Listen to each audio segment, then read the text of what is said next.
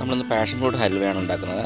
Passion fruit cut ചെയ്ത് pulp separate ചെയ്ത് ഒരു മിക്സിയുടെ ജാറിലേക്ക് ഇട്ട് വെള്ളം ഒഴിച്ച് നന്നായിട്ട് ബ്ലെൻഡ് ചെയ്ത് അരിച്ച് മാറ്റി ഒരു കപ്പ് കോൺഫ്ലവറിനകത്തേക്ക് ഒഴിച്ച് നന്നായിട്ട് കലക്കി ഒരു പാനിലേക്ക് പഞ്ചസാര ഒരു കപ്പിട്ട് നന്നായിട്ട് സിറപ്പാക്കി നേരത്തെ കലക്കി വെച്ചിരിക്കുന്ന മിശ്രിതം ഒഴിച്ച് നന്നായിട്ട് ഇളക്കി കൈവിടാതെ ഇളക്കണം.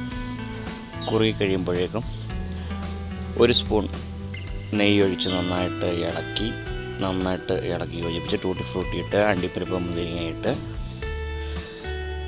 നന്നായിട്ട് ഇളക്കി ഏലക്കയും പഞ്ചസാരയോടെ പൊടിപ്പിച്ചിട്ട് നന്നായിട്ട് ഇളക്കി യോജിപ്പിച്ച്